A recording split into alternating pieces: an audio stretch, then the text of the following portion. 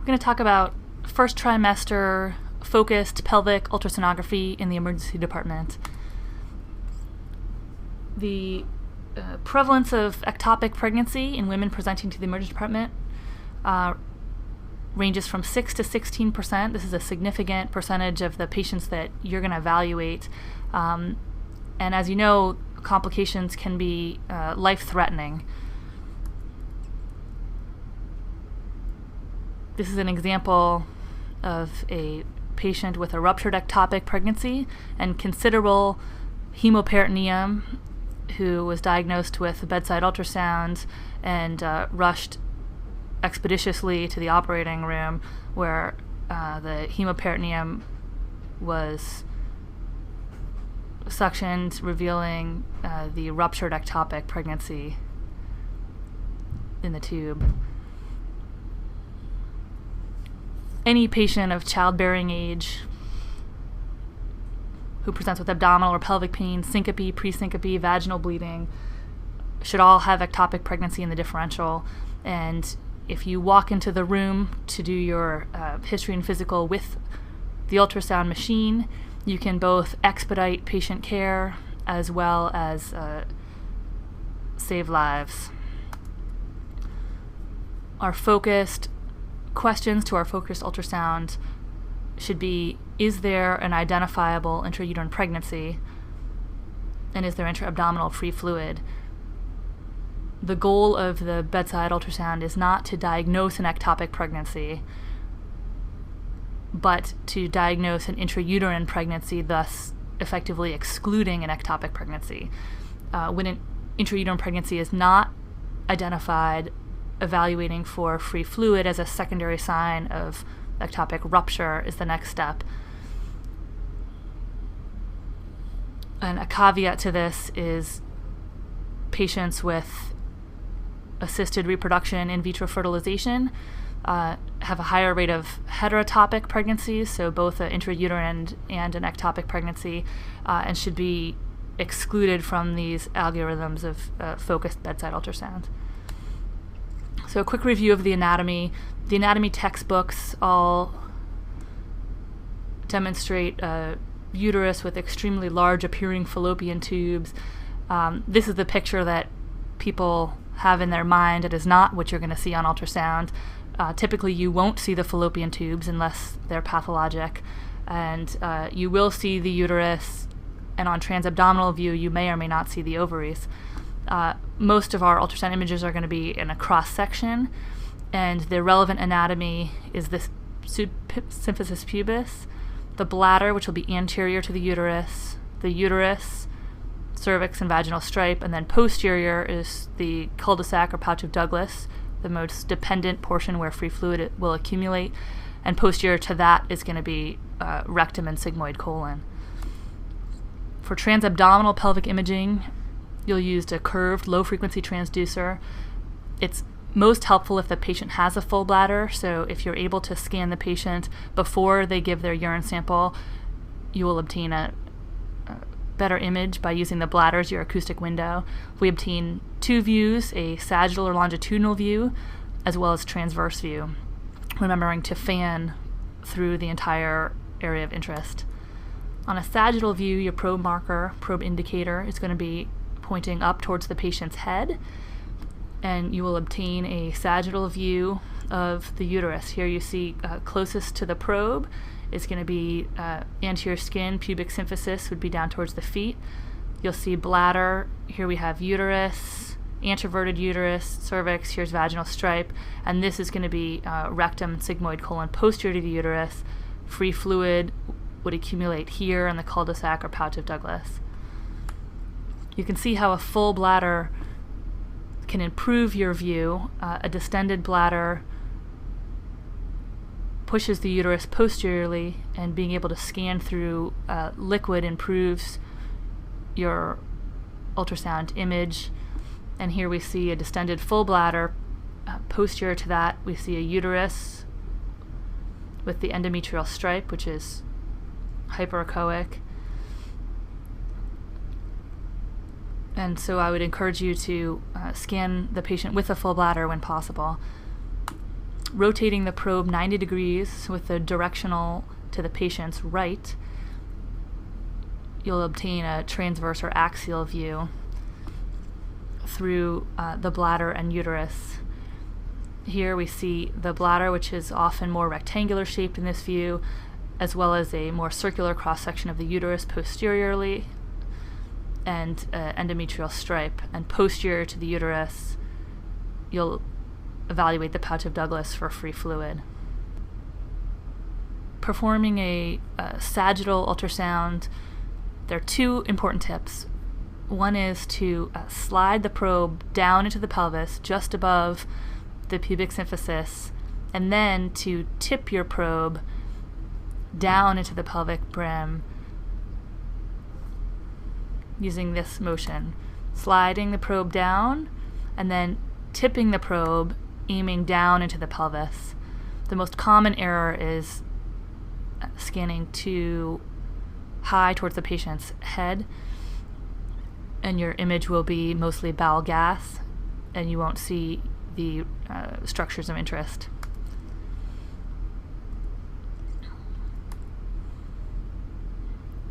So you start the exam with the probe directional pointed towards the patient's head.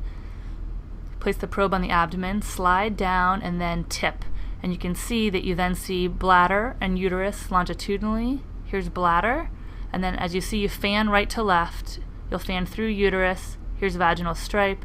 And here's the area posterior to the uterus. You can also see some bowel gas, which would be hyperechoic, causing shadowing.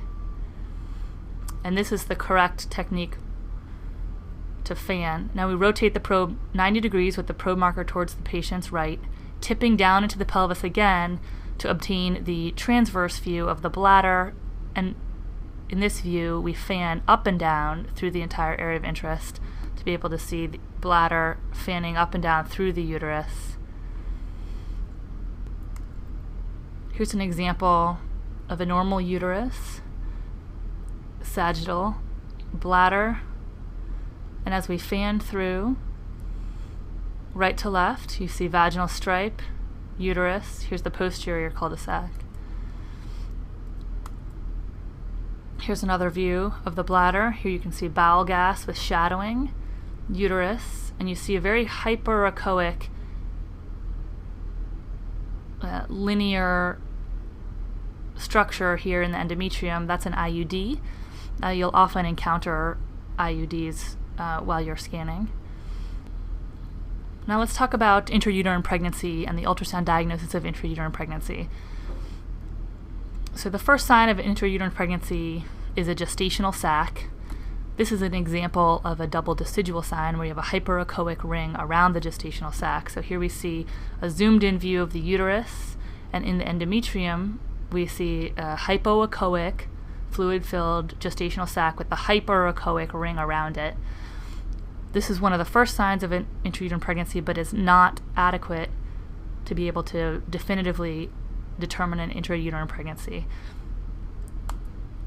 In order to rule in effectively an intrauterine pregnancy, you must see a gestational sac plus further evidence of a pregnancy, which includes yolk sac, fetal pole, and then fetal heart rate. So in the normal development, after gestational sac, you'll see a hyperechoic ring structure, sometimes called the sac within the sac or the Cheerio sign. This is the yolk sac. You see in this image as well, yolk sac. And then next we'll develop a fetal pole, and then you'll see a flickering of a fetal heart rate. So to reiterate, diagnosis of an IUP, you need to visualize something within the gestational sac. This is a sagittal view, bladder, uterus, and as you fan through, you see the endometrium, somewhat hyperechoic, and then a small gestational sac within the endometrium. After you obtain this image, you see that there's no free fluid posterior to the uterus. You would then want to zoom in using the zoom box in order to fully evaluate the endometrium and the gestational sac to determine if there are any contents within the gestational sac. Upon zooming in, you'll notice that not only do you see fetal pole, but there's also a small flickering fetal heart rate. This is definitive evidence of a live IUP. Here's another example of a zoomed in image of a gestational sac, and here you can actually see a twin gestation. Here's an example of another IUP, bladder, uterus, intrauterine pregnancy, and this large structure here is actually an extremely large fibroid. Your goal with your focused ultrasound is to identify an intrauterine pregnancy. You may find a number of other incidental normal or pathologic findings. In most instances, those should prompt a comprehensive ultrasound in radiology. And this is an example of a large fibroid with a normal IUP. Calculating the fetal heart rate can be done on the ultrasound machine using M mode. Color and Doppler are not recommended due to the theoretic possibility of tissue heating. Using M mode, the ultrasound machine will calculate the fetal heart rate for you. It can be challenging in first trimester pregnancies because, as you saw, the flickering of a heartbeat is very small. I recommend using the zoom to increase the size and dropping your M mode line, and then the machine will be able to calculate fetal heart rate if you measure from one heart rate cycle to a next. In early pregnancy, you'll see a dashed hyper and hypoechoic line. Later on, as the heart gets larger, you'll actually see more of a waveform. So take your normal, well-appearing female who presents with some minor vaginal spotting and a benign exam with normal vital signs, and you note that she is known to have type A Rh positive blood type. You perform your bedside ultrasound as part of your history and physical exam and note a intrauterine pregnancy with a fetal heart rate. This is a patient that you can expedite care. You've now effectively excluded an ectopic pregnancy, with the caveat that this is not an IVF patient, and that patient in the right clinical scenario could be discharged home without patient follow-up. Contrast that case with another young female who had a positive home pregnancy test, who presents with abdominal pain and is found to be hypotensive. Your bedside ultrasound here demonstrates an sagittal view, bladder, uterus with an endometrial stripe. We don't see anything within the endometrium. There's no evidence of an IUP. And in addition, we see free fluid that is hypo and anechoic, with some areas of hyperechoic clotted blood. Continuing on to the right upper quadrant view with a FAST, we see liver, diaphragm, kidney, and a hypoechoic, anechoic stripe of free fluid in the right upper quadrant.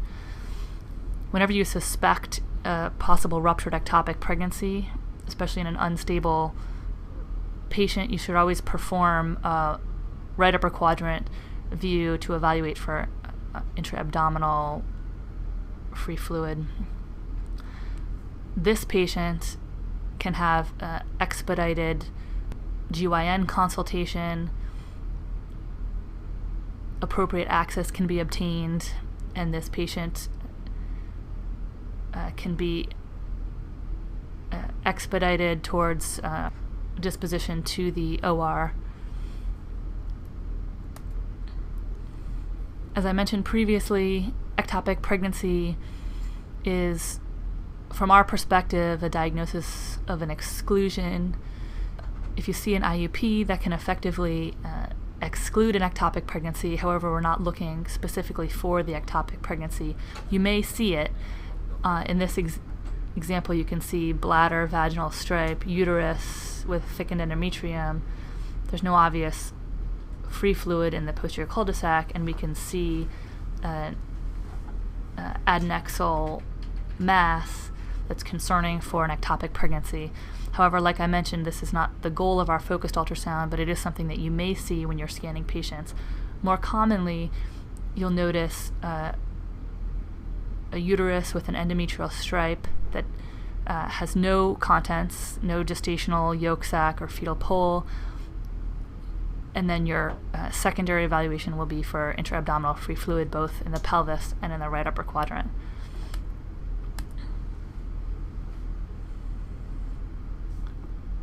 So another sagittal view with bladder, we're scanning right to left, uterus, thickened endometrium, and then here we see the tubular adnexal structure here, concerning for an ectopic pregnancy. In this clip, another sagittal view of bladder, uterus, vaginal stripe. As we fan through uterus, we note that there's an endometrial stripe with no obvious contents, and posterior to the uterus, we see irregularly tracking hypoechoic fluid. The important thing to note is that clotted blood can be hyperechoic. It's not always going to look black or anechoic. And in this example, you can see that there's hypoechoic fluid tracking posterior to the uterus and around the bowel loops that also contains heterogeneous gray material, which is clotted blood. So don't be surprised if you see clotted blood. That's typical. You should also make sure to interrogate the right upper quadrant looking for free fluid as well. So in summary, bedside pelvic ultrasound is a time-saving and life-saving application that our goals are to rule in an intrauterine pregnancy. In a stable patient, this effectively excludes an ectopic pregnancy in a non-IVF patient. And a positive FAST exam in an unstable patient with no definitive IUP prompts expedited workup and operative management. So bring the ultrasound with you for your next evaluation of a first trimester patient, and you'll find that you save time and can save lives.